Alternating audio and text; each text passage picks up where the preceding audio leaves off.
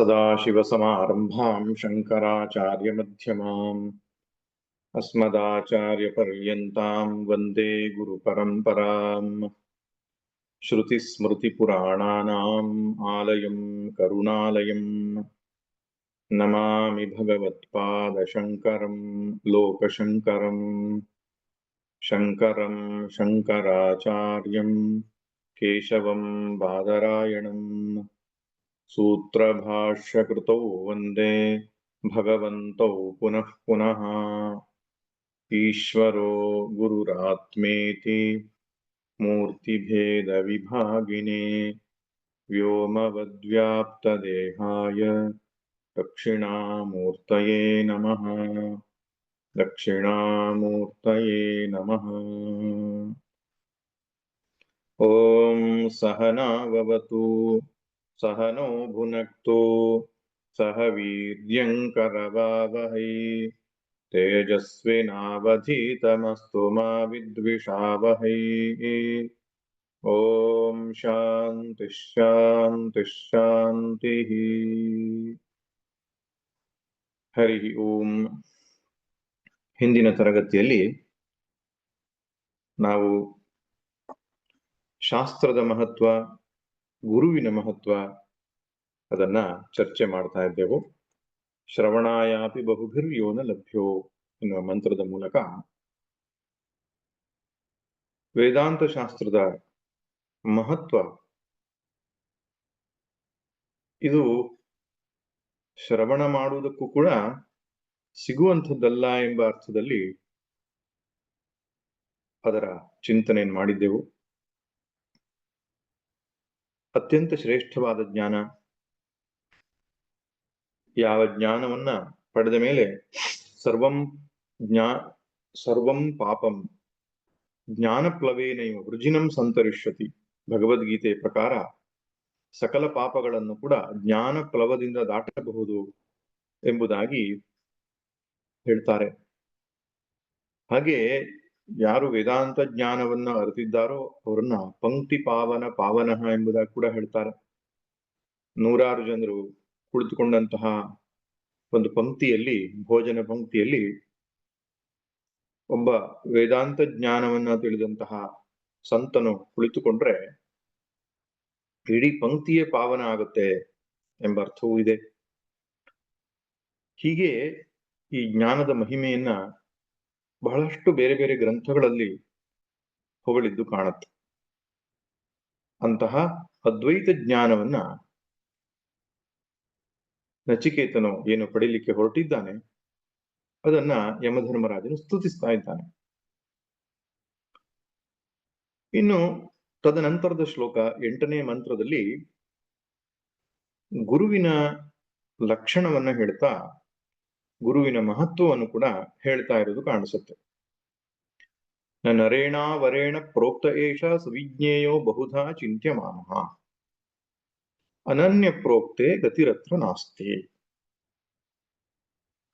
ಈ ಮಂತ್ರದಲ್ಲಿ ಸದ್ಗುರುವಿಗೆ ಅನನ್ಯ ಎಂಬ ಶಬ್ದವನ್ನು ಬಳಸಿದ್ದಾರೆ.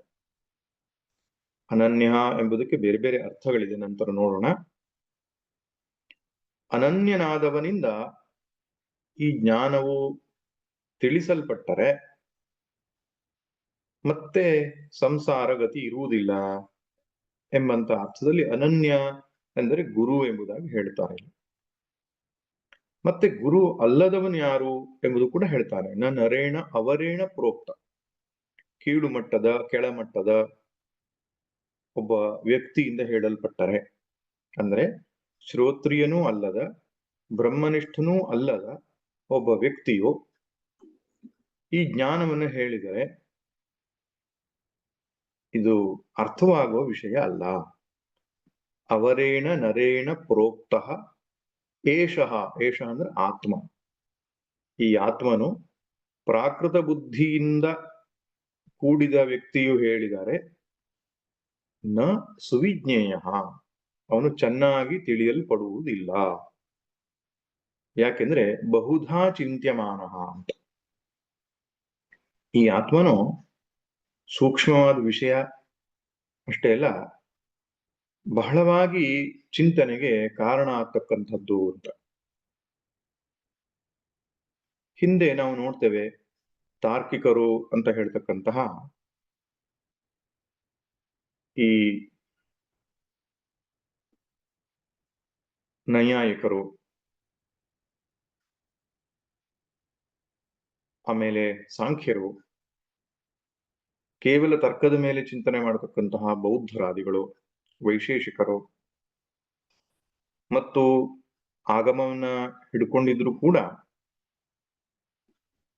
ವೇದಾಂತ ಭಾಗವನ್ನು ಬಿಟ್ಟು ಕೇವಲ ಪೂರ್ವ ಮೀಮಾಂಸೆಯ ಭಾಗವನ್ನ ಇಟ್ಟುಕೊಂಡಂತಹ ಮೀಮಾಂಸಕರು, ಅವರೆಲ್ಲರೂ ಕೂಡ ಆತ್ಮದ ವಿಷಯವಾಗಿ ತಮ್ಮ ತಮ್ಮ ನಿಲುವನ್ನ ಪ್ರಕಟಪಡಿಸಿದ್ದು ಕಾಣಿಸುತ್ತೆ. ಅವರೆಲ್ಲರೂ ಕೂಡ ತಪ್ಪಿದ್ದು ಕಾಣಿಸುತ್ತೆ.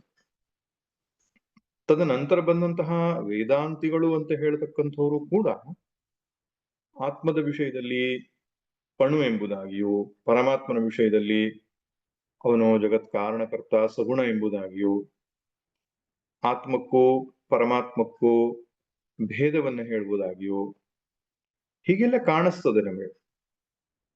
ಈ ರೀತಿ ಬಗೆ ಬಗೆಯಾದಂತಹ ಚಿಂತನೆಗಳು ಬರ್ಲಿಕ್ಕೆ ಕಾರಣ ಏನಂದ್ರೆ, ಶ್ರೋತ್ರಿಯನೂ ಬ್ರಹ್ಮನಿಷ್ಠನೂ ಅಲ್ಲದ ಗುರುವಿನ ಬಳಿಯಲ್ಲಿ ಅದನ್ನ ಕೇಳಿಸಿಕೊಂಡಿದ್ದು.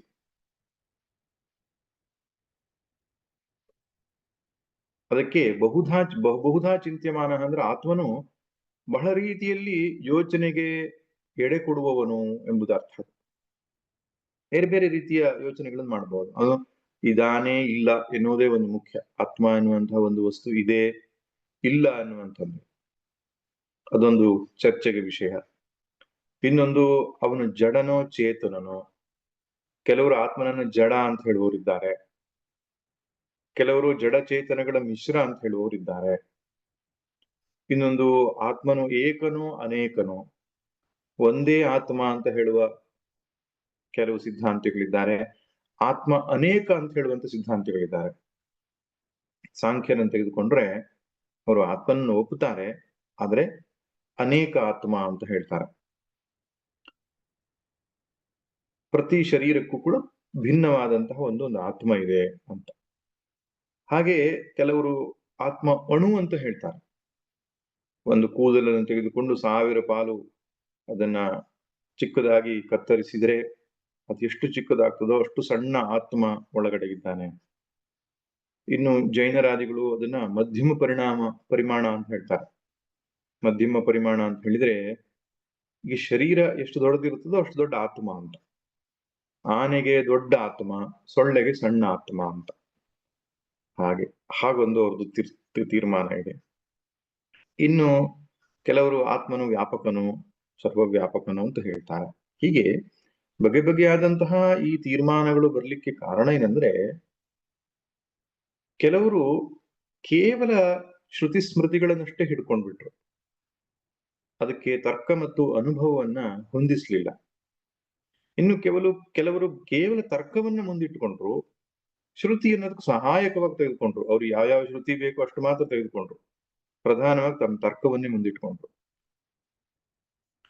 ಹೀಗೆ ಈ ರೀತಿಯಾಗಿ ಅವರು ಹೊರಟಿದ್ದರಿಂದ ತಪ್ಪು ಸಿದ್ಧಾಂತವನ್ನ ಹೊರಗೆಡಬೇಕಾಯ್ತು. ಆಮೇಲೆ ಆ ಸಿದ್ಧಾಂತದ ರಕ್ಷಣೆ ಮಾಡೋದಕ್ಕೋಸ್ಕರ ಅದ್ವೈತವನ್ನು, ಶಂಕರ ಭಗವತ್ಪಾದರನ್ನು ನಿಂದನೆ ಮಾಡತಕ್ಕಂತಹ ಒಂದು ಸಂಪ್ರದಾಯವು ಬೆಳೆದು ಬಿಡ್ತು. ಆದರೆ ಶಂಕರ ಭಗವತ್ಪಾದರ ಶ್ರೇಷ್ಠತೆ ಏನು ಅಂದ್ರೆ, ಶ್ರುತಿಯೇ ಹೇಳಿದೆ, ಶ್ರುತಿಯನ್ನು ನಮಗೆ ಸ್ಪಷ್ಟಪಡಿಸಿದ್ದು ಶಂಕರ ಭಗವತ್ಪಾದರು. ಅವ್ರು ಹೇಳ್ತಾರೆ, ಶ್ರುತಿ, ಯುಕ್ತಿ ಮತ್ತು ಅನುಭವಗಳಿಂದ ಇದನ್ನ ನಾವು ಸಿದ್ಧಪಡಿಸ್ಕೊಳ್ಬೇಕು. ಸಿದ್ಧಾಂತ ಅನ್ನುವಂಥದ್ದು ಸಿದ್ಧ ಆಗುವುದು ಈ 3 ನೆಲೆಗಟ್ಟಿನ ಮೇಲೆ ಅಂತ ಹೇಳ್ತಾರೆ. ಶ್ರುತಿಯನ್ನ ಸ್ಪಷ್ಟವಾಗಿ ನಾವು ಅರ್ಥ ಮಾಡ್ಕೊಳ್ಬೇಕು, ಏನು ಹೇಳಲಿಕ್ಕೆ ಹೊರಟಿದೆ ಶ್ರುತಿ ಅಂತ. ಶ್ರುತಿ ಹೇಳಿರತಕ್ಕಂತಹ ಮಾತು ಅಂದ್ರೆ ಜ್ಞಾನಕಾಂಡದ ವಿಷಯಕ್ಕೆ ಬಂದಾಗ ಅದು ತರ್ಕ ಮತ್ತು ಅನುಭವಗಳಿಗೆ ಹೊಂದಿಕೆ ಆಗ್ತದ.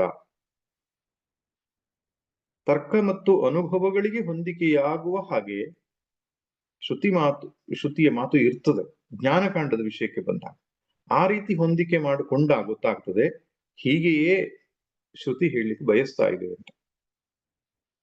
ಆದ್ದರಿಂದ ಆ ಸಂಪ್ರದಾಯವನ್ನ ಯಾರು ತಿಳಿದುಕೊಂಡಿದ್ದಾರೋ ಅವರು ಮಾತ್ರ ಆತ್ಮಜ್ಞಾನದ ಬಗ್ಗೆ ಸರಿಯಾಗಿ ತಿಳಿಸಿಕೊಡಬಲ್ಲರು ಎಂಬುದಾಗಿ ಯಮಧರ್ಮರಾಜನೇ ಹೇಳ್ತಾ ಇದ್ದಾನೆ. ಅಂದ್ರೆ ಯಾವಾಗಿಂದಲೂ ಈ ಕಥೆ ಇದ್ದದ್ದೇ. ತಮ್ಮ ಮನಸ್ಸಿಗೆ ಗೋಚರವಾದಂತೆ ಕಲ್ಪನೆಗೆ ಬಂದಂತೆ ಆತ್ಮಜ್ಞಾನದ ಬಗ್ಗೆ ಹೇಳ್ತಕ್ಕಂಥವ್ರು ಆವತ್ತಿನಿಂದ ಇವತ್ತಿನವರೆಗೂ ಇರುವಂಥದ್ದು. ಆದರೆ ಶ್ರುತಿಯುಕ್ತಿ ಅನುಭವಗಳಿಂದ ಯಾರು ಇದನ್ನು ತೋರಿಸಿಕೊಡ್ತಾರೋ ಅಂಥವರನ್ನ ನಾವು ಆಶ್ರಯಿಸಬೇಕು ಎಂಬುದಾಗಿ. ಒಮ್ಮೊಮ್ಮೆ ಏನಾಗತ್ತೆ, ಪೂರ್ವ ಜನ್ಮದ ಸಾಧನಾ ಬಲದಿಂದ ಕೆಲವರು ಬಾಲ್ಯಾವಸ್ಥೆಯಲ್ಲಿಯೇ ಈ ಜ್ಞಾನದ ಸ್ಥಿತಿಯನ್ನು ಪಡೆದಿರ್ತಾರೆ, ಜೀವನ್ಮುಕ್ತನ ಆ ಮನಸ್ಥಿತಿಯನ್ನು ಪಡೆದಿರ್ತಾರೆ. ಅವ್ರಿಗೆ ಗೊತ್ತಾಗಿಯೂ ಇರ್ತದೆ ಮಮಾತ್ಮ ಸರ್ವಭೂತಾತ್ಮ ಎನ್ನುವ ಸತ್ಯ. ಆದ್ರೆ ಅದನ್ನು ತಿಳಿಸಿಕೊಡುವ ಕಲೆ ಅವ್ರಿಗೆ ಗೊತ್ತಿರೋಲ್ಲ. ಜ್ಞಾನ ಆಗಿರ್ತದೆ, ಆದ್ರೆ ಅವರು ಸಂಪ್ರದಾಯವಿದರಿಂದ ಅದನ್ನು ಕಲ್ತಿರೋದಿಲ್ಲ. ಅಂಥವರು ಕೂಡ ಒಮ್ಮೊಮ್ಮೆ ತಪ್ಪು ಮಾರ್ಗದರ್ಶನ ಮಾಡಬಹುದು.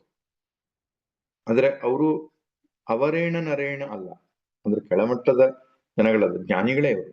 ಆದ್ರೆ ಸಂಪ್ರದಾಯವನ್ನ ತಿಳಿಯದೇ ಇರುವವರು. ಅವಾಗ ಅವರು ಆಶೀರ್ವಾದಾದಿಗಳು ಹೀಗೆ ಅಧ್ಯಾತ್ಮ ಪಥಕ್ಕೆ ಮಾರ್ಗದರ್ಶನಕ್ಕೆ ಅವರು ಯೋಗ್ಯರಾಗ್ತಾರೆ. ಆದ್ರೆ ಜ್ಞಾನವನ್ನ ತಿಳಿಸಿಕೊಡೋದಕ್ಕೆ ಅವರು ಪ್ರಯತ್ನ ಪಟ್ಟರು ಕೂಡ ಒಬ್ಬ ವಿದ್ಯಾರ್ಥಿಗೆ ಅದು ಅಪಾರ್ಥವಾಗಬಹುದು. ಯಾಕಂದ್ರೆ ಆ ಒಂದು ಮೆಥಡಾಲಜಿ ಅಂತ ಏನಿದೆಯೋ ಅದನ್ನ ಅವರು ಅನುಸರಿಸಿರೋಲ್ಲ, ಯಾಕಂದ್ರೆ ಅವರು ಅದರಿಂದ ತಿಳಿದಿರೋಲ್ಲ. ಆದ್ರೆ ಕೆಲವರು ಬರೀ ಅಧ್ಯಯನ ಮಾಡಿರ್ತಾರೆ, ಅವರು ಬ್ರಹ್ಮಜ್ಞಾನಿಗಳಾಗಿರೋದಿಲ್ಲ. ಕೇವಲ ಶಾಸ್ತ್ರಾಧ್ಯಯನವನ್ನು ಮಾಡಿರ್ತಾರೆ, ಆ ಶಬ್ದಗಳಿಗೆ ಯಾವ ರೀತಿ ಅರ್ಥವನ್ನು ಮಾಡಬೇಕು ಎನ್ನುವಂಥದ್ದು ಗೊತ್ತಿರ್ತದೆ. ಅಂಥವರಿಂದಲೂ ಪ್ರಯೋಜನ ಆಗಲ್ಲ. ಯಾರಿಂದ ಪ್ರಯೋಜನ ಆಗ್ತದೆ ಅಂದ್ರೆ ಅನನ್ಯ ಪ್ರೋಕ್ತೆ ಗತಿರತ್ರ ನಾಸ್ತಿ. ಅನನ್ಯರಾದವರಿಂದ ಪ್ರೋಕ್ತೆ ಹೇಳಲ್ಪಟ್ಟರೆ ಗತಿರತ್ರ ನಾಸ್ತಿ, ಇಲ್ಲಿ ಬೇರೆ ಗತಿಗಳು ಇರುವುದಿಲ್ಲ ಅಂತ. ಅತ್ರ ಅಂದ್ರೆ ಆತ್ಮಜ್ಞಾನ ವಿಷಯ ಗತಿಹಿ. ಗತಿ ಎನ್ನುವ ಶಬ್ದಕ್ಕೆ ಎರಡು ಅರ್ಥ ಇದೆ. ಗಮ್ ಧಾತುವಿಗೆ ಜ್ಞಾನಾರ್ಥಕವಾದದ್ದೊಂದು ಅರ್ಥ ಇದೆ, ಗಮನಾರ್ಥಕವಾದದ್ದು ಇದೊಂದು ಅರ್ಥ ಇದೆ. ಅವಗತಿ ಅಂತ ಹೇಳಿದಾಗ ಜ್ಞಾನ ಅಂತ ಅರ್ಥ ಗಮ್ ಧಾತುವಿಗೆ. ಗಚ್ಚತಿ ಅಂತ ಹೇಳಿದಾಗ ಹೋಗ್ತಾನೆ ಅಂತ, ಅವಗಚ್ಚತಿ ಅಂತ ಹೇಳಿದಾಗ ತಿಳಿತಾನೆ ಅಂತ. ಅದರಿಂದ ಗಮ್ ಧಾತುವಿಗೆ ತಿಳಿಯುವುದು ಅಂತ ಒಂದು ಅರ್ಥ, ಹೋಗುವುದು ಅಂತ ಒಂದು ಅರ್ಥ, ಎರಡು ಅರ್ಥ ಇದೆ. ಆದ್ದರಿಂದ ಈ ಎರಡೂ ಅರ್ಥವನ್ನ ಬಳಸಿಕೊಂಡು ಶಂಕರ ಭಗವತ್ಪಾದರು ಈ ವಾಕ್ಯಕ್ಕೆ 4 ಅರ್ಥವನ್ನು ಮಾಡ್ತಾರೆ. ಅನನ್ಯ ಪ್ರೋಕ್ತೆ ಗತಿಹಿ ಅತ್ರ ನಾಸ್ತಿ. ಇದು ಅನನ್ಯ ಎನ್ನುವ ಶಬ್ದಕ್ಕೆ ಅವರು ಎರಡು ಅರ್ಥ ಮಾಡ್ತಾರೆ. ಮೊದಲನೇದು ಅನನ್ಯ ಅಂದ್ರೆ ಈ ಪ್ರತ್ಯಗ್ಭೂತವಾದ ಆ ಸಾಕ್ಷಿ ಚೈತನ್ಯ ಏನಿದೆ ಅದುವೇ ಬ್ರಹ್ಮ, ಅದುವೇ ನಾನು ಅಂತ ತಿಳಿದವನು. ಅಂದ್ರೆ ಆ ಸಾಕ್ಷಿ ಚೈತನ್ಯವೇ ನಾನು ಎನ್ನುವ ನೆಲೆಯಲ್ಲಿ ಇರುವವನು ಅನನ್ಯನು ಅಂತ ಅವರು ಹೇಳ್ತಾರೆ. ಅನನ್ಯ ಪ್ರೋಕ್ತ ಅನನ್ಯೇನ ಅಪೃಥಕ್ ದರ್ಶಿನ ಆಚಾರ್ಯೇಣ ಪ್ರತಿಪಾದ್ಯ ಬ್ರಹ್ಮಾತ್ಮಭೂತೇನ, ಪ್ರತಿಪಾದ್ಯವಾಗಿರುವ ಬ್ರಹ್ಮಾತ್ಮ ಭಾವವನ್ನ, ಅಂದರೆ ಪ್ರತಿಪಾದ್ಯವಾದ ಅಂದ್ರೆ ಶಾಸ್ತ್ರದಲ್ಲಿ ಹೇಳಲ್ಪಟ್ಟಿರುವ ಬ್ರಹ್ಮವೇ ತಾನೆಂದು ನೆಲೆಗೊಂಡಿರುವ, ಅಂದ್ರೆ ಬ್ರಹ್ಮನಿಷ್ಠ ಎಂಬುದಾಗಿ ಹೇಳ್ತೇವಲ್ಲ, ಬ್ರಹ್ಮನಿಷ್ಠನಾಗ್ಬೇಕು. ಅವನಿಗೆ ಬ್ರಹ್ಮನ ವಿಷಯವಾಗಿ ಹೇಳುವುದು ಅಂದ್ರೆ ಯಾವುದೋ ಒಂದು ಬ್ರಹ್ಮ ಇದೆ ಅದ್ರ ಬಗ್ಗೆ ತಾನು ಹೇಳ್ತೇನೆ ಅಂತ ಅನಿಸ್ಬಾರ್ದು, ನನ್ನ ಬಗ್ಗೆ ತಾನು ಹೇಳ್ತಿದ್ದೇನೆ ಅಂತ ಅನಿಸ್ಬೇಕು. ಅದರಿಂದ ಯಾವ ಆಚಾರ್ಯನಿಗೆ ಆತ್ಮವಿಚಾರ ಅಂತ ಹೇಳಿದ್ರೆ ತನ್ನ ವಿಚಾರವೇ ಆಗಿದೆಯೋ, ತನ್ನ ಸ್ವರೂಪವನ್ನೇ ಅವನು ವರ್ಣನೆ ಮಾಡ್ತಾ ಇದ್ದಾನೋ, ತನ್ನ ಸ್ವರೂಪ ಅಂದ್ರೇನು, ತನ್ನ ಬ್ರಹ್ಮಾತ್ಮ ಸ್ವರೂಪವನ್ನ ಆ ನೆಲೆಯಲ್ಲಿ ನಿಂತುಕೊಂಡವನಿಗೆ ಆತ್ಮದ ಬಗ್ಗೆ ಹೇಳುವುದು ಅಂದ್ರೆ ತನ್ನ ಬಗ್ಗೆ ಹೇಳೋದು ಅಂತ ಅಂತವನಿಗೆ ಅನನ್ಯನು ಅಂತ ಹೇಳ್ತಾರೆ.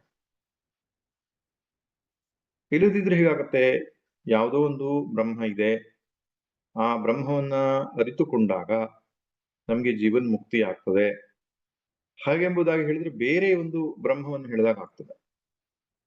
ಆದರೆ ಜೀವನ್ಮುಕ್ತನಾದಂತಹ ಜ್ಞಾನಿಗೆ ಸರ್ವವ್ಯಾಪಕತ್ವ, ನಿತ್ಯತ್ವ, ಸತ್ಯತ್ವ, ಅಭಯತ್ವ ಈ ಮುಂತಾದ ಆತ್ಮನ ಲಕ್ಷಣಗಳನ್ನು ಹೇಳುವಾಗ ತನ್ನದೇ ಲಕ್ಷಣ ಅಂತ ಭಾವಿಸ್ಕೊಳ್ತಾನೆ.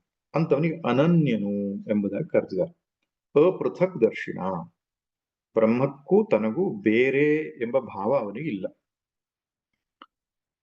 ಅಂತಹ ಆಚಾರ್ಯನಿಂದ ಪ್ರೋಕ್ತೆ ಹೇಳಲ್ಪಟ್ಟರೆ ಆತ್ಮನಿ ಗತಿ ಅನೇಕಧ ಅಸ್ತಿ ನಾಸ್ತಿ ಇತ್ಯಾದಿ ಲಕ್ಷಣ ಚಿಂತಾ ಅತ್ರ ಅಸ್ಮಿನ್ ಆತ್ಮನಿ ನಾಸ್ತಿ ನ ವಿದ್ಯತೆ. ಅಂತಹ ಆಚಾರ್ಯನಿಂದ ಹೇಳಲ್ಪಟ್ಟರೆ ಗತಿ ನಾಸ್ತಿ, ಇಲ್ಲಿ ಗತಿ ಎಂಬ ಶಬ್ದಕ್ಕೆ ಏನು ಅರ್ಥ ಮಾಡಿದ್ದಾರೆ ಅಂದ್ರೆ ಅಸ್ತಿ ನಾಸ್ತಿ, ಜಡ ಚೇತನ, ಅಣು ವಿಭು ಈ ರೀತಿಯಾದಂತಹ ಏನೊಂದು ಸಂಶಯಾತ್ಮಕವಾದ ಜ್ಞಾನ ಇತ್ತೋ ಅದು ಇರುವುದಿಲ್ಲ ಅಂತ. ಇಲ್ಲಿ ಗತಿ ಎಂಬ ಶಬ್ದಕ್ಕೆ ಅರ್ಥಗಳು ಜ್ಞಾನಾರ್ಥಕವಾಗಿ ತಗೊಂಡಿದ್ದಾರೆ, ಜ್ಞಾನ ಎಂಬುದಾಗಿ ತೆಗೆದುಕೊಂಡಿದ್ದಾರೆ. ಆದ್ರೆ ಯಾವ ಜ್ಞಾನ? ಸಂಶಯಾತ್ಮಕವಾದದ್ದ ಜ್ಞಾನ ಏನಿದೆಯೋ ನ ಅಸ್ತಿ, ಆತ್ಮ ವಿಷಯದಲ್ಲಿ ಈ ರೀತಿಯ ಸಂಶಯಗಳು ಇರುವುದಿಲ್ಲ, ಅದು ಒಂದರ್ಥ. ಇನ್ನೊಂದು ಅರ್ಥ ಅನನ್ಯ ಎಂಬ ಶಬ್ದಕ್ಕೆ ಆತ್ಮ ಎಂಬುದಾಗಿ ತೆಗೆದುಕೊಂಡಾರೆ, ಪ್ರತ್ಯಗಾತ್ಮ.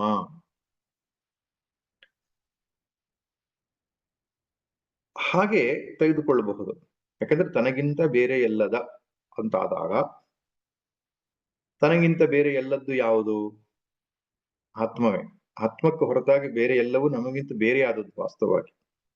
ಶರೀರ, ಮನಸ್ಸು, ಬುದ್ಧಿ, ಅಹಂಕಾರಗಳೆಲ್ಲ ನನಗಿಂತ ಬೇರೆ ಆದ್ದು.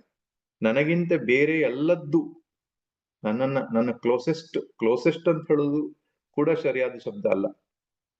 ನಾನೇ ಆಗಿರತಕ್ಕಂಥದ್ದು ಯಾವುದಪ್ಪ ಅಂದ್ರೆ ಅದು ಆತ್ಮ ಮಾತ್ರ. ಆದ್ರಿಂದ ಇನ್ನೊಂದು ಅರ್ಥ ಏನ್ ಮಾಡ್ತಾರೆ, ಅಥವಾ ಸ್ವಾತ್ಮಭೂತೆ ಅನನ್ಯಸ್ಮಿನ್ ಆತ್ಮನಿ ಪ್ರೋಕ್ತೆ ಅನನ್ಯ ಪ್ರೋಕ್ತೆ.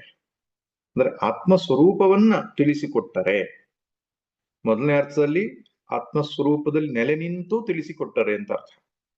ಎರಡನೇ ಅರ್ಥದಲ್ಲಿ ಏನಾಗುತ್ತೆ, ಆತ್ಮನನ್ನೇ ತಿಳಿಸಿಕೊಟ್ಟರೆ ಅಂದ್ರೆ ನಿನ್ನ ಆತ್ಮವು ಸರ್ವವ್ಯಾಪಕವಾದ ಶುದ್ಧ ನಿತ್ಯ ಶುದ್ಧ ಬುದ್ಧ ಮುಕ್ತ ಸ್ವರೂಪವಾಗಿದೆ. ಆದ್ದರಿಂದ ಸರಿ, ಅದು ಒಬ್ರು ಅನನ್ಯ ಅಂದ್ರೆ ಅನ್ಯ ಅಲ್ಲದ್ದು ಅಂತ. ಹೌದು, ತನಗಿಂತ ಬೇರೆ ಅಲ್ಲದ್ದು ಅಂತ ಅರ್ಥ ಅನನ್ಯ ಅಂದ್ರೆ. ಆತ್ಮನನ್ನು ತಿಳಿಸಿಕೊಟ್ಟರೆ ಅನ್ಯಾವಗತಿ ನಾಸ್ತಿ ಅಂತ.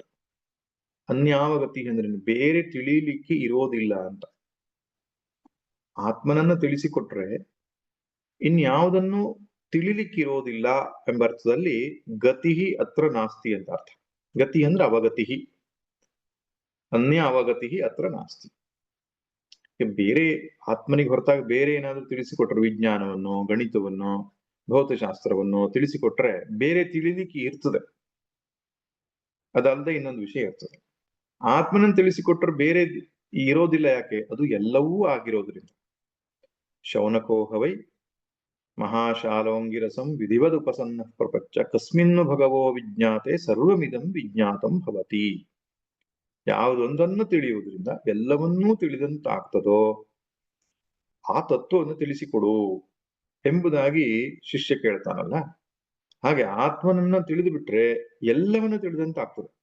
ಯಾಕಂದ್ರೆ ಅದಕ್ಕಿಂತ ಹೊರತಾಗಿ ಇನ್ನೊಂದು ವಸ್ತುವೇ ಇಲ್ಲ, ಕೇವಲ ನಾಮರೂಪ ಕ್ರಿಯಾತ್ಮಕವಾದದ್ದೇ ಹೊರತು ಆತ್ಮನೇ ಎಲ್ಲವೂ ಆಗಿರುವುದರಿಂದ ಆತ್ಮನನ್ನು ತಿಳಿಸಿಕೊಟ್ರೆ ಇನ್ನೊಂದನ್ನು ತಿಳಿಲಿಕ್ಕೆ ಇರುವುದಿಲ್ಲ. ಯಜ್ಞಾತ್ವ ನ ಅನ್ಯತ್ ಜ್ಞೇಯಂ ಅಸ್ತಿ, ಯಾವುದನ್ನು ತಿಳಿದ ಮೇಲೆ ಇನ್ನೊಂದು ತಿಳಿಲಿಕ್ಕೆ ಇರೋದಿಲ್ಲ. ಆದ್ದರಿಂದ ಗತಿ ಅತ್ರ ನಾಸ್ತಿ, ಬೇರೆ ಜ್ಞಾನದ ಅವಶ್ಯಕತೆ ಮತ್ತೆ ಬರೋದಿಲ್ಲ ಅಂತ ಅರ್ಥ. ಇದು ಎರಡನೇ ಅರ್ಥ ಆಯ್ತು.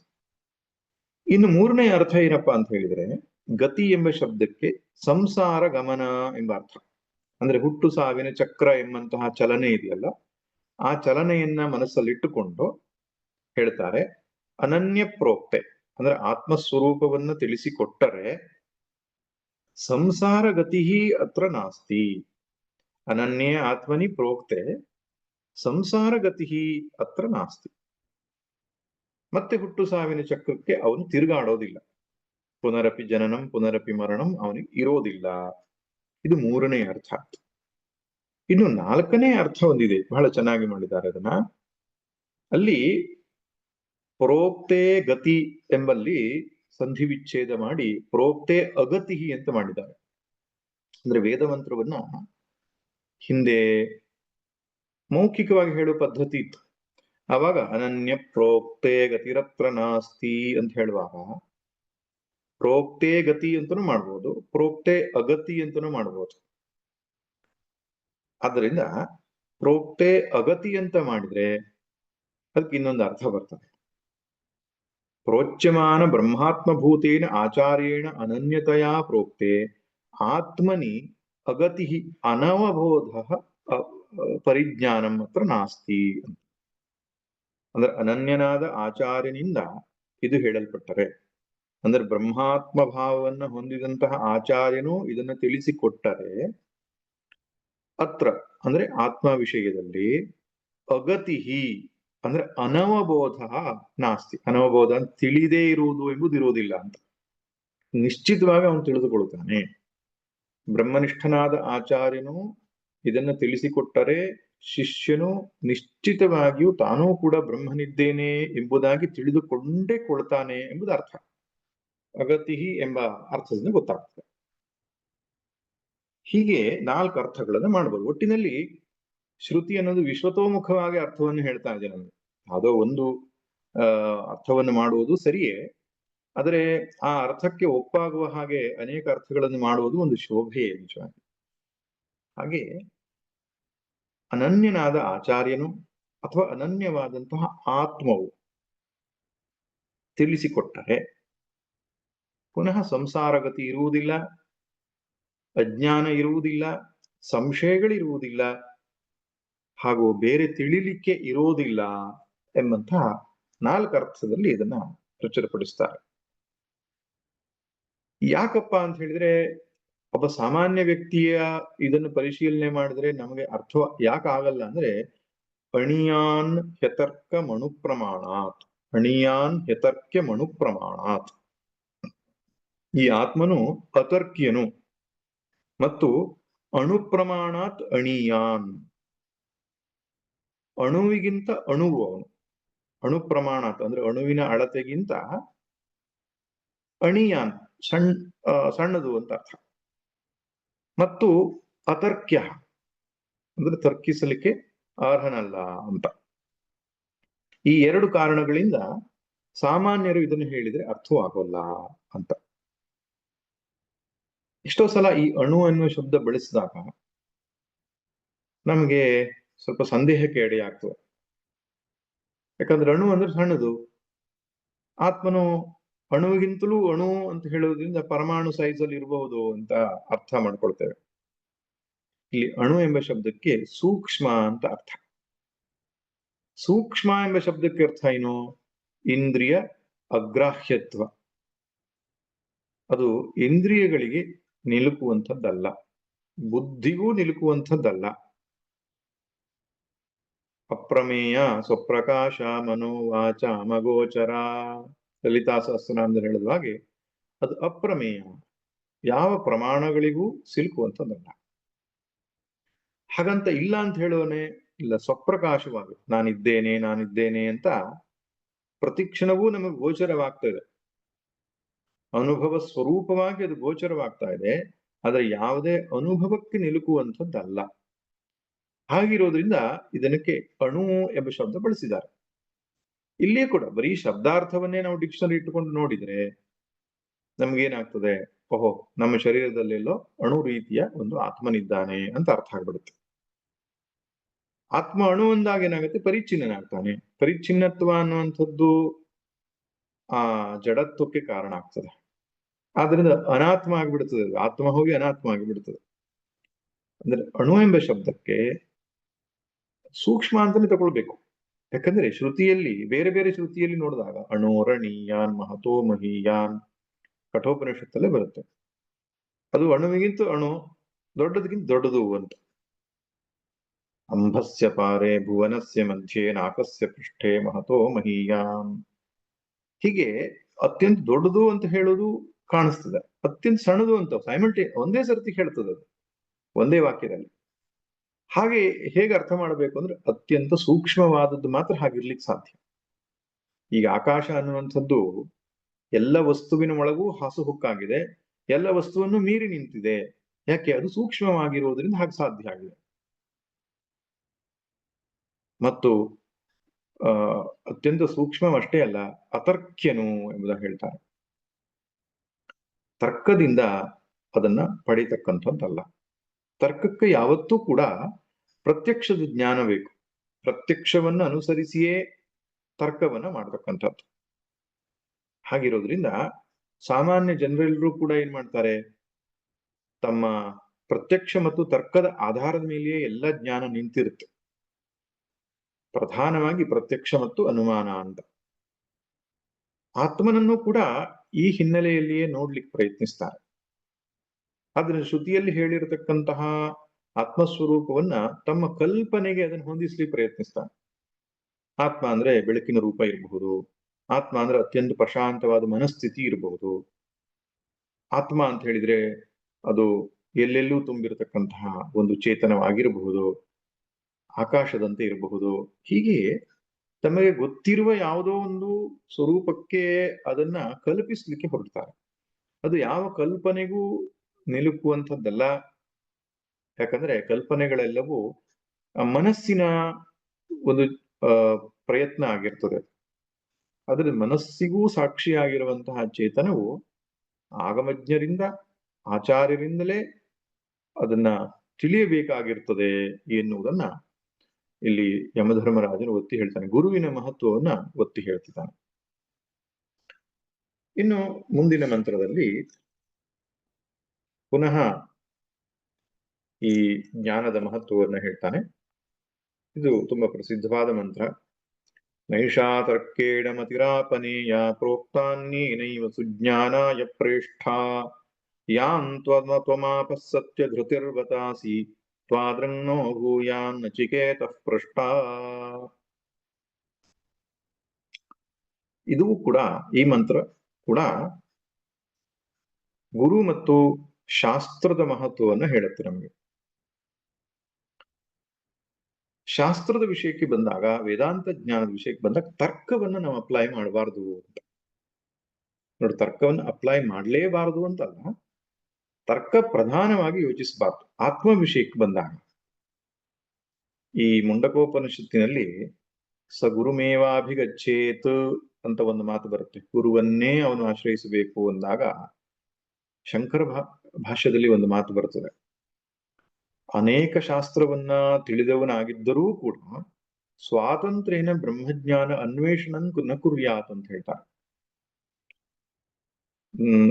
ಮೀಮಾಂಸಾ, ನ್ಯಾಯ, ವ್ಯಾಕರಣ ಹೀಗೆ ಅನೇಕ ಶಾಸ್ತ್ರಗಳನ್ನು ಒಬ್ಬ ಓದ್ಕೊಂಡಿದ್ರು ಕೂಡ ಆತ್ಮಜ್ಞಾನದ ವಿಷಯಕ್ಕೆ ಬಂದಾಗ ಆಚಾರ್ಯನನ್ನೇ, ಗುರುವನ್ನೇ ಆಶ್ರಯಿಸಬೇಕು ಎಂಬುದಾಗಿ ಹೇಳ್ತಾರೆ.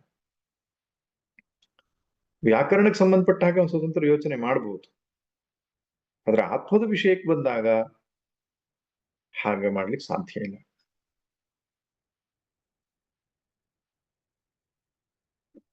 ಅದಕ್ಕೆ ನೈಷಾ ತರ್ಕೇಣ ಮತಿರಾಪನೇಯ ಅಂತ ಹೇಳತ್ತೆ. ಇಲ್ಲಿ ಏಷಾ ಅಂದ್ರೆ ಆತ್ಮಮತಿ, ಅಂದ್ರೆ ಆತ್ಮಜ್ಞಾನ ಅನ್ನುವಂಥದ್ದೇನಿದೆ, ಮತಿಹಿ ಅನ್ನೋ ಸ್ತ್ರೀಲಿಂಗ ಆಗಿರೋದು ಏಷಾ ಅನ್ನೋ ಶಬ್ದ ಬಂತು. ಏಷಾ ಆತ್ಮಮತಿ ನ ತರ್ಕೇಣ ಆಪನೇಯ. ಆಪನೇಯ ಅಂದ್ರೆ ಪ್ರಾಪಣೀಯ ಅಂತ. ಈ ಆತ್ಮಜ್ಞಾನವು ತರ್ಕದಿಂದ ಪಡೆಯತಕ್ಕಂಥದ್ದಲ್ಲ ಅಂತ. ನಾನು ಹಿಂದಿನ ಮಂತ್ರದ ಅರ್ಥ ಹೇಳುವಾಗಲೇ ಹೇಳಿದ್ದೆ, ತರ್ಕ ಯಾವತ್ತು ಪ್ರತ್ಯಕ್ಷವನ್ನು ಅನುಸರಿಸ್ತದೆ ಅಂತ. ಉದಾಹರಣೆಗೆ, ಬೆಟ್ಟದ ಇನ್ನೊಂದು ಮೂಲೆಯಲ್ಲಿ ಬೆಂಕಿ ಕಾಣ್ತಾ ಇದೆ ಅಂದ್ರೆ, ಬೆಟ್ಟದ ಆ ದಿಕ್ಕಿನಲ್ಲಿ ಬೆಂಕಿ ಇದೆ ಅಂತ ನಿಶ್ಚಯ ಮಾಡ್ಲಿಕ್ಕೆ ಹೊಗೆಯನ್ನ ನೋಡಿ ಅವನು ಹೇಳ್ತಾನೆ. ಹೊಗೆ ಅಂತಕ್ಕಂತ ಹೇತುವನ್ನ ಇಟ್ಟುಕೊಂಡು ಅಲ್ಲಿ ಬೆಂಕಿ ಇದೆ ಅಂತ ನಿಶ್ಚಯ ಮಾಡ್ತಾನೆ. ಹೀಗೆ ಹೊಗೆ ಇದ್ದಲ್ಲಿ ಬೆಂಕಿ ಇದ್ದೇ ಇರುತ್ತೆ ಅನ್ನೋದು ಅವನಿಗೆ ಹೇಗೆ ಗೊತ್ತು ಅಂತ ಹೇಳಿದ್ರೆ, ಎತ್ರ ಎತ್ರ ಧೂಮಃ ತತ್ರ ತತ್ರ ವನ್ಹಿಹಿ ಅನ್ನುವಂತಹ ವ್ಯಾಪ್ತಿ ಜ್ಞಾನ ಅನ್ನುವಂಥದ್ದು ಅಡುಗೆ ಮನೆಯಲ್ಲಿ, ಹೋಮದ ಜಾಗಗಳಲ್ಲಿ ಕಟ್ಟಿಗೆ ಒಲೆ ಎಲ್ಲೆಲ್ಲಿ ಉರಿಸ್ತಾನೋ ಆ ಕಟ್ಟಿಗೆ ಒಲೆ ಉರಿದ ಜಾಗಗಳಲ್ಲೆಲ್ಲ ಅವನು ನೋಡ್ಕೊಂಡಿದ್ದಾನೆ, ಏನು ಬೆಂಕಿ ಇದ್ದಲ್ಲೆಲ್ಲ ಹೊಗೆ ಇರ್ತದೆ ಅಂತ. ಹೊಗೆ ಇದ್ದಲ್ಲೆಲ್ಲ ಬೆಂಕಿ ಇರ್ಬೇಕಾಗಿಲ್ಲ, ಅದ್ರ ಬೆಂಕಿ ಇದ್ದಲ್ಲೆಲ್ಲ ಹೊಗೆ ಇರ್ತದೆ. ಅದರಿಂದ ಹೊಗೆ ಇದೆ ಅಂದ್ರೆ ಅರ್ಥ ಕೆಳಗೆ ಬೆಂಕಿ ಇದೆ ಅಂತ ಅರ್ಥ. ಆದ್ದರಿಂದ ಹೊಗೆ ಹಾಗೆ ಕಾಣತಕ್ಕಂತಹ ವಸ್ತುಗಳು ಕೂಡ ಮೋಸಗೊಳಿಸಬಹುದು, ಅದು ಪ್ರಶ್ನೆ ಬೇರೆ. ಆದ್ರೆ ಸಾಮಾನ್ಯವಾಗಿ ವ್ಯಾಪ್ತಿ ಜ್ಞಾನ ಅಂತ ಹೇಳಿದ್ರೆ, ಎಲ್ಲೆಲ್ಲಿ ಬೆಂಕಿ ಇದೆಯೋ ಅಲ್ಲಲ್ಲಿ, ಎಲ್ಲೆಲ್ಲಿ ಹೊಗೆ ಇದೆಯೋ ಅಲ್ಲಲ್ಲಿ ಬೆಂಕಿ ಇರ್ತದೆ. ಬೆಂಕಿ ಇದ್ದಲ್ಲ ಹೊಗೆ ಇರಬೇಕು ಅಂತಿಲ್ಲ, ಆದ್ರೆ ಹೊಗೆ ಇರುವಲ್ಲೆಲ್ಲ ಬೆಂಕಿ ಇರ್ತದೆ ಅಂತ, ಇದು ಸರಿಯಾದ ತಿಳುವಳಿಕೆ. ಆದ್ರಿಂದ ಬೆಟ್ಟದಲ್ಲಿ ಹೊಗೆ ಕಾಣ್ತಾ ಇದೆ ಅಂದಾಗ ಅಲ್ಲಿ ಬೆಂಕಿ ನಿಶ್ಚಯವಾಗಿ ಇರ್ತದೆ ಎನ್ನುವುದಕ್ಕೆ ಎನ್ನುವ ಜ್ಞಾನ ಆಗ್ತದೆ. ಅದಕ್ಕೆ ಅನುಮಾನ ಜ್ಞಾನ ಅಂತ ಹೇಳ್ತಾರೆ, ಲಾಜಿಕ್ ಅಂತ ಹೇಳ್ತಾರೆ, ಇನ್ಫರೆನ್ಸ್ ಅಂತ ಹೇಳ್ತಾರೆ. ಅದು ಹೇಗಾಯ್ತಪ್ಪ ಅಂದ್ರೆ, ಬೇರೆ ಕಡೆ ಎಲ್ಲ ವ್ಯಾಪ್ತಿ ಆಗಿದೆ ಅವನಿಗೆ. ಯಥಾ ಮಹಾನಸೆ ಅಡುಗೆ ಮನೆಗಳೆಲ್ಲ ಹಿಂದಿನ ಕಾಲದ ಅಡುಗೆ ಮನೆಗಳಲ್ಲಿ ನೋಡ್ಕೊಂಡಿದ್ದಾನೆ. ಇವತ್ತಿನ ಕಾಲದ ಅಡುಗೆ ಮನೆ ಆದ್ರೆ ಜ್ಞಾನ ಆಗ್ತಿರ್ಲಿಲ್ಲ, ಯಾಕಂದ್ರೆ ಗ್ಯಾಸ್ ಸ್ಟವ್ ಅಲ್ಲಿ ಅಥವಾ ಎಲೆಕ್ಟ್ರಿಕಲ್ ಸ್ಟವ್ ಅಲ್ಲಿ ಹೊಗೆ ಇರಲ್ಲ, ಬೆಂಕಿ ಇರುತ್ತೆ. ಹಾಗೆ ಈ ತರ್ಕ ಅನ್ನುವಂಥದ್ದು ಯಾವತ್ತೂ ಕೂಡ ಪ್ರತ್ಯಕ್ಷದ ಬೇರೆ ಬೇರೆ ಇನ್ಫಾರ್ಮೇಶನ್, ದಾಖಲೆಗಳನ್ನು ಆಶ್ರಯಿಸಿಕೊಂಡಿರ್ತದೆ. ಈಗ ದಟ್ಟವಾದ ಮೋಡ ಆಗಿದೆ ಅಂತ ಹೇಳಿದ ತಕ್ಷಣ ಮಳೆ ಬರ್ತದೆ ಅಂತ ಹೇಳ್ತಾನೆ, ಅಥವಾ ಮಾನ್ಸೂನ್ ನಲ್ಲಿ ಮಳೆ ಇಂತಹ ದಿನಕ್ಕೆ ಬರುತ್ತೆ ಅನ್ನುವಂತಹ ಒಂದು ನಿಶ್ಚಯವನ್ನ ಅವರು ಮಾಡ್ತಾರೆ, ಅಥವಾ ಇಂಥ ಕಾಲದಲ್ಲಿ ಸೂರ್ಯಗ್ರಹಣ ಆಗ್ತದೆ ಅನ್ನೋ ನಿಶ್ಚಯ ಮಾಡ್ತಾರೆ. ಇವೆಲ್ಲವೂ ಕೂಡ ಪ್ರತ್ಯಕ್ಷ ಇಲ್ಲ ಇವಾಗ ಸದ್ಯಕ್ಕೆ, ಆದ್ರೆ ಅವರು ಅದನ್ನ ನಿಶ್ಚಯ ಮಾಡಿದ್ದಾರೆ ಹೀಗೆ ಅಂತ. ಅದು ಹೇಗೆ ಮಾಡಿದ್ದಾರೆ ಅಂದ್ರೆ, ಹಿಂದಿನ ವ್ಯಾಪ್ತಿ ಜ್ಞಾನವನ್ನು ಅನುಸರಿಸಿಕೊಂಡು ಮಾಡಿದ್ದಾರೆ. ಒಬ್ರು ಡಾಕ್ಟರ್ ಬರ್ತಾರೆ, ಮಗುವಿಗೆ ಅನಾರೋಗ್ಯ, ನೋಡಿದ ತಕ್ಷಣ ಹೇಳ್ತಾರೆ ನ್ಯೂಮೋನಿಯಾ ಆಗಿದೆ. ಅವ್ರಿಗೆ ಹೇಗೆ ಗೊತ್ತು? ವ್ಯಾಪ್ತಿ ಜ್ಞಾನದಿಂದ ಗೊತ್ತು.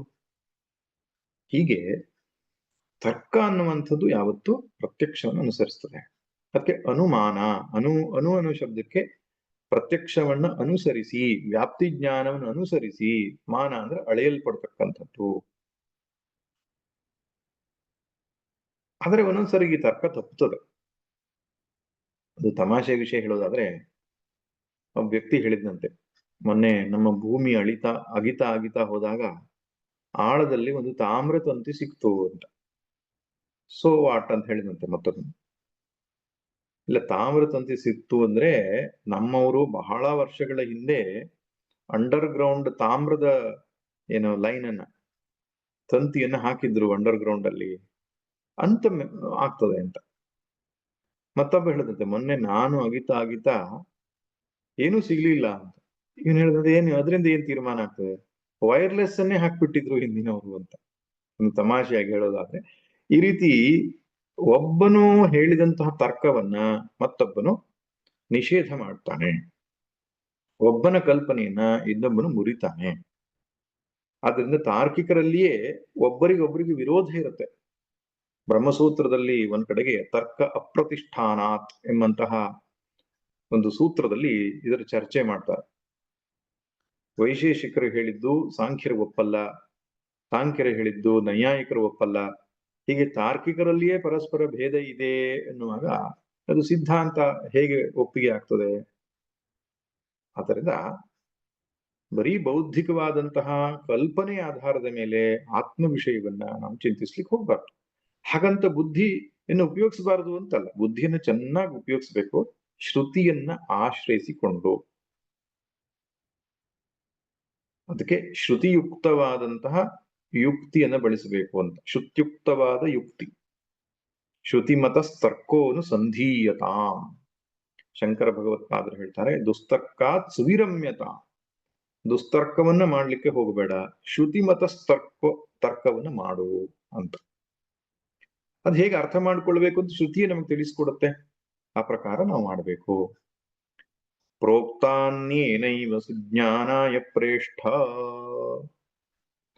ಆ ಮೇಲಿನ ವಾಕ್ಯಕ್ಕೆ ನೈಷಾತರ್ಕೇಣ ಮತಿರಾಪನೀಯ ಎನ್ನುವ ಮಂತ್ರಕ್ಕೆ ಶಂಕರು ಎರಡು ಅರ್ಥ ಮಾಡ್ತಾರೆ. ಒಂದು ಆಪನೀಯ ಎಂಬ ಅರ್ಥ ಮಾಡ್ತಾರೆ, ನ ಅಪನೇತವ್ಯ ಎಂಬ ಅರ್ಥ ಮಾಡ್ತಾರೆ, ನ ಹಾತವ್ಯ ಅಂತ.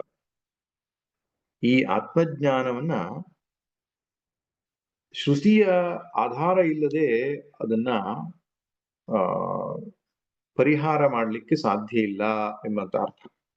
ನ ಅಪನೀಯ, ಪರಿಹರಿಸಲಾಗದ್ದು, ನಾಶಗೊಳಿಸಲಾಗದ್ದು ಎಂಬ ಅರ್ಥವನ್ನು ಮಾಡಬಹುದು.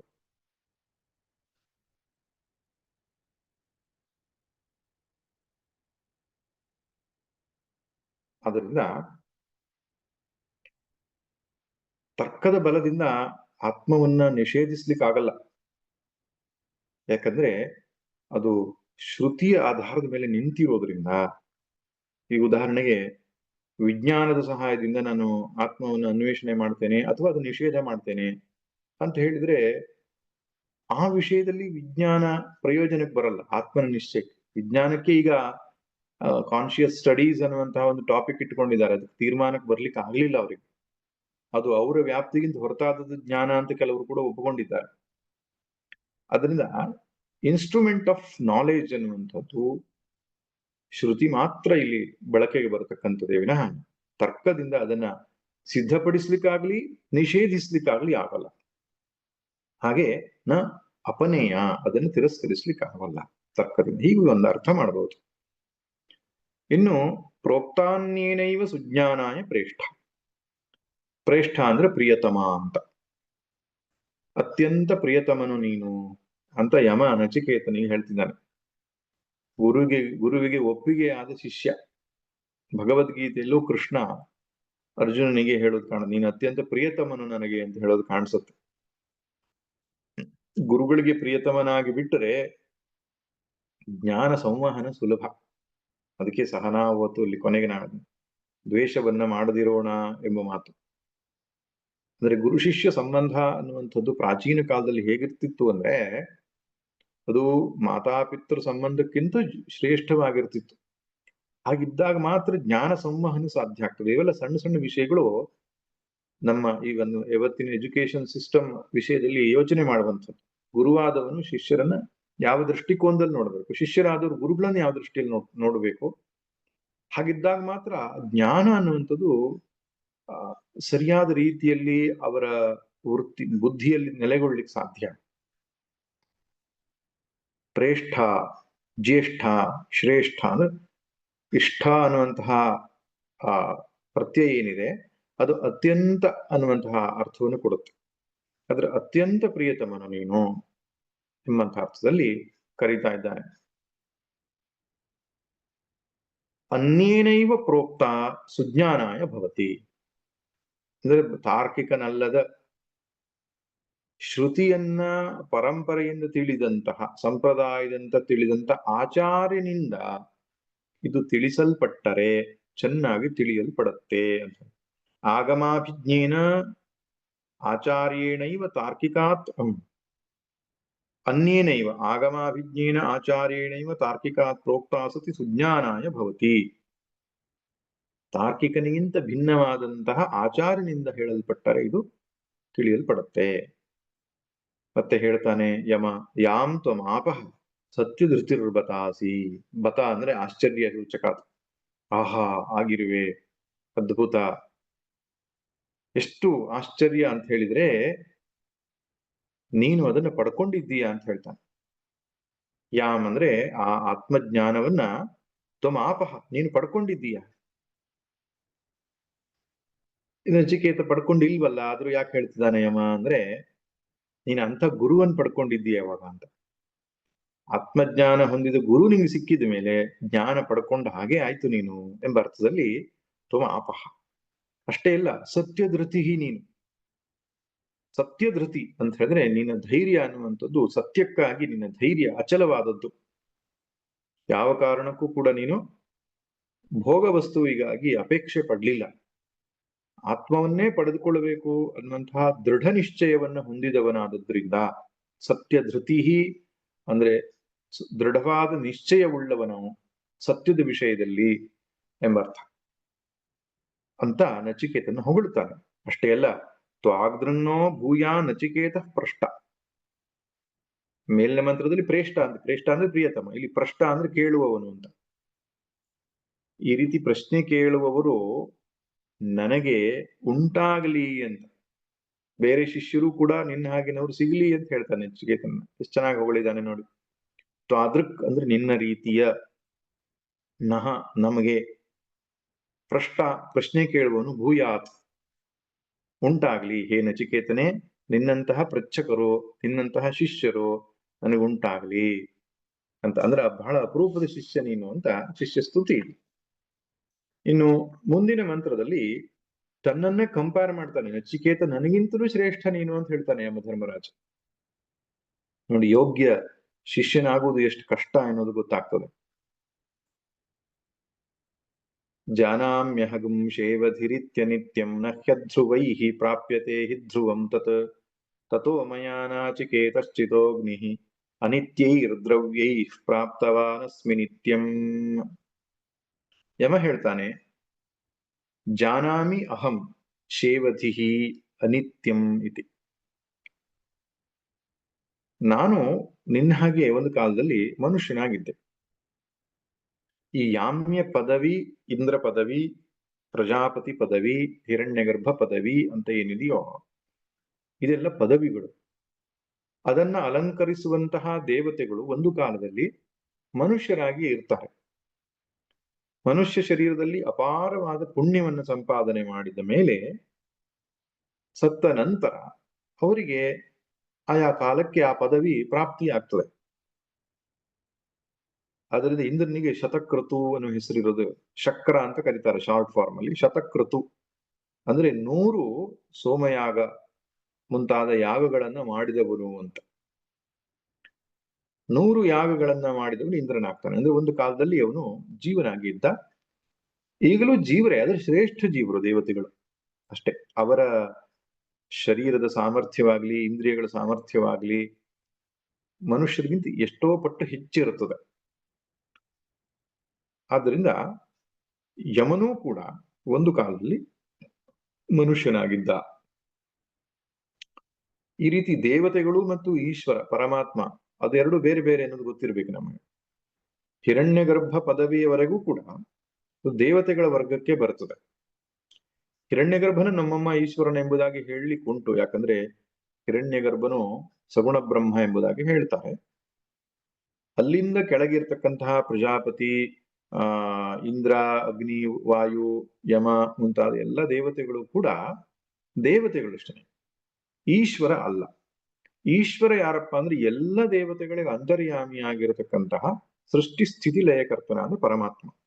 ಅವನನ್ನು ವಿಷ್ಣು ಅಂತನೂ ಕರೀತಾರೆ, ಶಿವ ಅಂತಲೂ ಕರೀತಾರೆ, ಲಲಿತಾ ತ್ರಿಪುರ ಸುಂದರಿ ಅಂತಲೂ ಕರೀತಾರೆ, ಗಣೇಶ, ಸ್ಕಂದ ಸುಬ್ರಹ್ಮಣ್ಯ ಎಂಬುದಾಗಿ ಕೂಡ ಕರೀತಾರೆ. ಹಾಗೆ ಇದು ಸ್ಪಷ್ಟತೆ ಇರಲಿ. ಯಮ ಹೇಳ್ತಿದ್ದಾನೆ, ನಾನು ಮನುಷ್ಯನಾಗಿದ್ದಾಗ ನನಗೆ ಗೊತ್ತಿತ್ತು ಈ ವಿಷಯ. ಯಾವುದು? ಶೇವಧಿ ಅನಿತ್ಯಂ ಅಂತ ಗೊತ್ತಿತ್ತು. ಶೇವಧಿ ಅಂದ್ರೆ ನಿಧಿ. ನಿಧಿ ಅಂದ್ರೆ ಯಾವುದು? ಕರ್ಮಫಲ ಅನ್ನುವ ನಿಧಿ. ಕರ್ಮಫಲ ಲಕ್ಷಣ ನಿಧಿರಿವ ನಿಧಿ.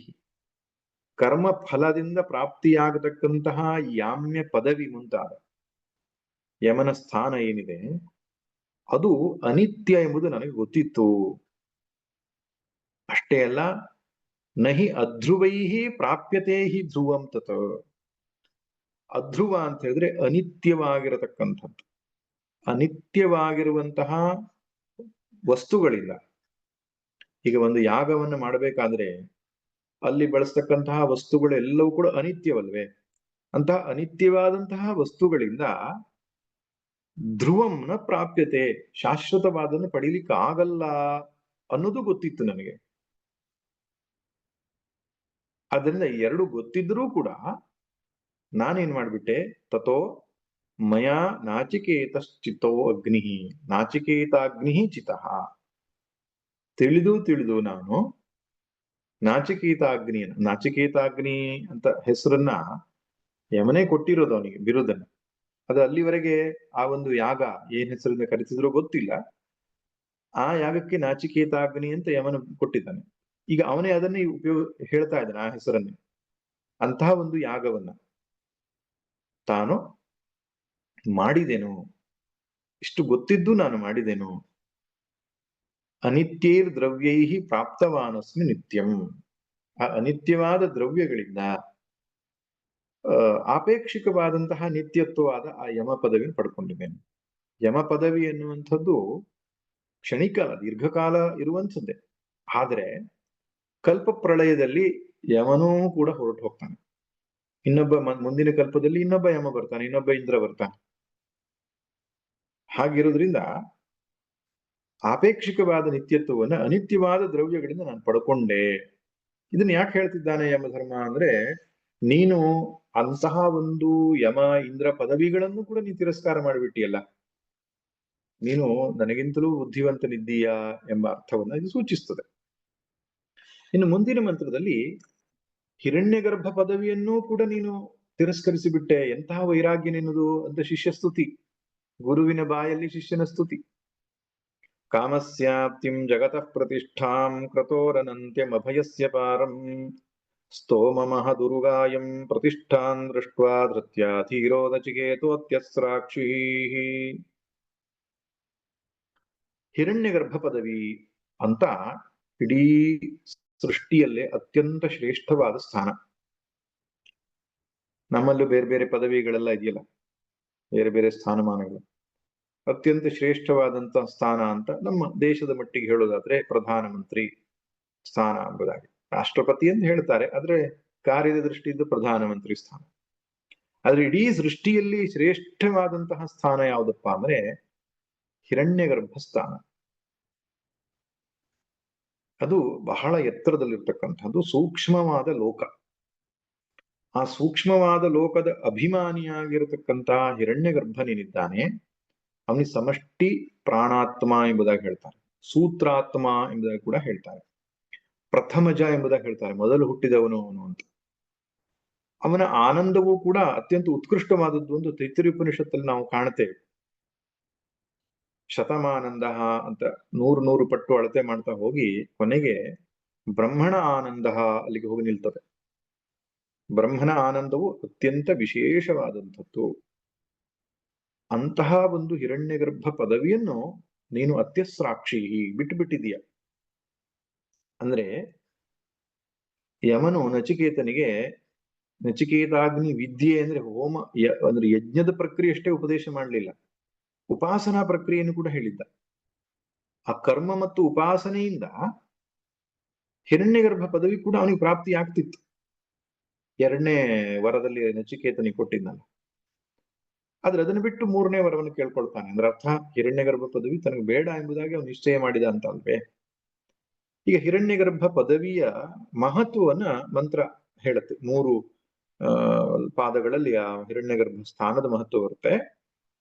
ಕಾಮಸ್ಯಾಪ್ತಿಂ, ಆ ಪದವಿ ಹೇಗಿದೆ ಅಂದ್ರೆ ಕಾಮಸ್ಯ ಆಪ್ತಿಂ ಸಮಾಪ್ತಿಂ, ಎಲ್ಲ ಬಯಕೆಗಳ ಸಮಾಪ್ತಿ, ಅಲ್ಟಿಮೇಟ್ ಡಿಸೈರ್, ಅದು ಹಿರಣ್ಯಗರ್ಭ ಸ್ಥಾನ. ಜಗತಃ ಪ್ರತಿಷ್ಠಾಂ, ಜಗತಃ ಸಾಧ್ಯಾತ್ಮಾಧಿಭೂತಾದಿ ದೈವಾದೇಹೇ ಪ್ರತಿಷ್ಠಾಂ ಆಶ್ರಯಂ ಸರ್ವಾತ್ಮಕತ್ವಾತ್. ಎಲ್ಲದಕ್ಕೂ ಆತ್ಮವಾಗಿರುವುದರಿಂದ ಅದು ಇಡೀ ಜಗತ್ತಿಗೆ ಪ್ರತಿಷ್ಠಾ ಅಂದ್ರೆ ಆಧಾರ ಆಗಿದೆ ಹಿರಣ್ಯಗರ್ಭನು. ಕ್ರತೋರ್ ಆನಂತ್ಯಂ ಅಭಯಸ್ಯ ಪಾರಂ, ಕ್ರತೋಹ ಆನಂತ್ಯಂ, ಕ್ರತೋ ಅಂದ್ರೆ ಉಪಾಸನೆ, ಉಪಾಸನೆಯ ಫಲ ಏನಿದೆಯೋ ಅದು ಅಲ್ಟಿಮೇಟ್. ಹಿರಣ್ಯಗರ್ಭ ಪದವಿಯೇ ಅತ್ಯಂತ ಎತ್ತರದ್ದು, ಎಲ್ಲ ಉಪಾಸನೆ ಫಲಗಳಿಗೆ ಶ್ರೇಷ್ಠವಾದ ಫಲ ಯಾವುದು? ಹಿರಣ್ಯಗರ್ಭ ಪದವಿ. ಹೈರಣ್ಯಗರ್ಭಂ ಪದಂ ಅನಂತ್ಯಂ ಆನಂತ್ಯಂ ಎಂಬುದಾಗಿ ಹೇಳ್ತಾರೆ. ಅಭಯಸ್ಯ ಪಾರಂ, ಅಭಯ ಅಂದ್ರೆ ನಿರ್ಭಯತ್ವ. ಆ ನಿರ್ಭಯತ್ವದ ಸ್ಥಾನ ಯಾವ್ದಪ್ಪ ಅಂದ್ರೆ ಹಿರಣ್ಯಗರ್ಭ ಪದವಿ. ಅಲ್ಲಿ ಸದ್ಯಕ್ಕೆ ಭಯ ಇಲ್ಲ, ಬೇರೆ ಬೇರೆ ಪದವಿಗಳಲ್ಲಿ ಕಾಲನ ಭಯ ಇರ್ತದೆ. ಅಂದರೆ 100 ಚತುರ್ಯುಗಗಳಾಗಬೇಕು. ಹಿರಣ್ಯ ಗರ್ಭನೂ ಕೂಡ ಪರಮಾತ್ಮನಲ್ಲಿ ಲಯವಾಗಬೇಕಾದ್ರೆ ಒಂದು ಒಂದು ಒಂದು 1000 ಚತುರ್ಯುಗ. 1000 ಚತುರ್ಯುಗ ಆದ್ರೆ ಒಂದು ಕಲ್ಪ. ಒಂದು ಕಲ್ಪ ಅನ್ನುವಂಥದ್ದೇನಿದೆ ಅಂಥದ್ದು 100 ಆದರೆ ಚತುರ್ಮುಖ ಬ್ರಹ್ಮನಿಗೆ ಲಯ, ಪ್ರಳಯ ಅಂತ ಹೇಳ್ತಾರೆ. ಆದ್ರೆ ಅಲ್ಲಿವರೆಗೆ ಭಯ ಇಲ್ಲ. ಅಭಯಸ್ಯ ಪಾರಂ ಸ್ತೋಮಂ, ಶಾಸ್ತ್ರಗಳಲ್ಲಿ ಚೆನ್ನಾಗಿ ಸ್ತುತಿಸಲ್ಪಟ್ಟಂತಹ ಸ್ಥಾನ ಅದು. ಮಹತ್, ಮಹತ್ ಅಂದ್ರೆ ಶ್ರೇಷ್ಠವಾದದ್ದು. ಯಾಕೆ ಶ್ರೇಷ್ಠ ಅಂದ್ರೆ ಅಣಿಮಾದಿ ಐಶ್ವರ್ಯಾದಿ ಅನೇಕ ಗುಣಸಹಿತಂ. ಆ ಚತುರ್ಮುಖ ಬ್ರಹ್ಮ ಎಂಬ ಪುರಾಣದಲ್ಲಿ ಹೇಳುವ ಅಥವಾ ವೇದಾಂತದಲ್ಲಿ ಹಿರಣ್ಯ ಗರ್ಭ ಅನ್ನುವಂಥದ್ದು ಅಣಿಮ, ಮಹಿಮಾ, ಗರಿಮ, ಲಘಿಮ, ಪ್ರಾಪ್ತಿ, ಪ್ರಾಕಾಮ್ಯ, ಈಶಿತ್ವ, ವಶಿತ್ವಾದಿ ಅನೇಕ ಗುಣ ಸಂಪನ್ನವಾದಂತಹ ಸ್ಥಾನವಾಗಿರುತ್ತದೆ. ಆದ್ದರಿಂದ ಅದು ಮಹತ್. ಸ್ತೋಮಂ ಚ ಮಹಶ್ಚ ನಿರತಿಶಯ ಸ್ತೋಮ ಮಹತ್. ಸ್ತೋಮ ಮತ್ತು ಮಹತ್ ಎಂಬ ಶಬ್ದವನ್ನ ಉಪಯೋಗಿಸಿದ್ದಾರೆ. ಅಷ್ಟೇ ಅಲ್ಲ, ಉರುಗಾಯಂ ವಿಸ್ತೀರ್ಣಾಂಗತಿಂ ಅಂದ, ಅತ್ಯಂತ ವಿಸ್ತಾರವಾದದ್ದು ಅಂತ. ಬೇರೆ ಎಲ್ಲ ಲೋಕಗಳಿಗಿಂತಲೂ ಸೂಕ್ಷ್ಮವಾದ ಲೋಕವಾದದ್ರಿಂದ ಎಲ್ಲದಕ್ಕಿಂತಲೂ ವಿಸ್ತಾರವಾದದ್ದು ಹಿರಣ್ಯಗರ್ಭ ಲೋಕವೇ ಅಥವಾ ಹಿರಣ್ಯಗರ್ಭ ಸ್ಥಾನವೇ. ಪ್ರತಿಷ್ಠಾಂ ಸ್ಥಿತಿಂ, ಅಂತಹ ಸ್ಥಿತಿಯನ್ನ, ಹಿರಣ್ಯಗರ್ಭ ಸ್ಥಾನವನ್ನ ದೃಷ್ಟ ಧೃತ್ಯಾಧೀರ ನಚಿಕೇತೋ ಅತ್ಯಸ್ರಾಕ್ಷಿ. ನಚಿಕೇತನೆ, ಅಂತ ಸ್ಥಾನವನ್ನ ನಿನಗೆ ಕೊಟ್ಟಾಗ್ಲೂ ಕೂಡ ಅದನ್ನು ಚೆನ್ನಾಗಿ ಪರಿಶೀಲನೆ ಮಾಡಿದ್ಯಾ ನೀನು. ಸುಮ್ಮನೆ ಬೇಡ ಅಂತ ನೀನು ತಿರಸ್ಕರಿಸಿದ್ದಲ್ಲ. ದೃಷ್ಟ, ಚೆನ್ನಾಗಿ ಪರಿಶೀಲನೆ ಮಾಡಿ, ಧೃತ್ಯ ಧೈರ್ಯದಿಂದ.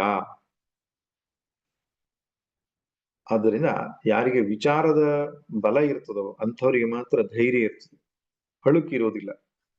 ಯಾರ್ದೋ ಒತ್ತಾಯಕ್ಕೋ ದಾನ ಕೊಡುವಂತಹ ಪ್ರಮೇಯನ್ನು ನೋಡ್ತೇವೆ ನಾವು. ನಮ್ಮವ್ರು ಬಂದಿದ್ದಾರೆ ದೇವಸ್ಥಾನ ಕಟ್ಲಿಕ್ಕೆ, ಕೊಡಲ್ಲ ಅಂತ ಹೇಳಿದ್ರೆ ಅವ್ರಿಗೆ ಬೇಜಾರಾಗ್ತದೆ, ಸಂಬಂಧ ಹಾಳಾಗಿ ಹೋಗ್ತದೆ, ಕೊಡ್ಲಿಕ್ಕೆ ಮನ್ಸಿಲ್ಲ. ಆ ಸ್ಥಿತಿಯಲ್ಲಿ ಕೆಲವರು ಕೊಡೋರಿದ್ದಾರೆ. ಆದ್ರೆ ಇಲ್ಲ ಹಾಗಲ್ಲ. ಧೃತ್ಯ ಧೈರ್ಯದಿಂದ ನೀನು ಹೇಳ್ತಿದ್ಯಾ, ಅತ್ಯಸ್ರಾಕ್ಷಿ ಬಿಟ್ಟು ಬಿಟ್ಟಿದ್ದೀಯಾ. ಪರಮೇವ ಆಕಾಂಕ್ಷನ್ ಅತಿಸೃಷ್ಟಮಾನಸಿ ಸರ್ವಮೇತತ್ ಸಂಸಾರ ಭೋಗಜಾತಂ ಅಹೋಬತ ಅನುತ್ತಮ ಗುಣೋಸಿ.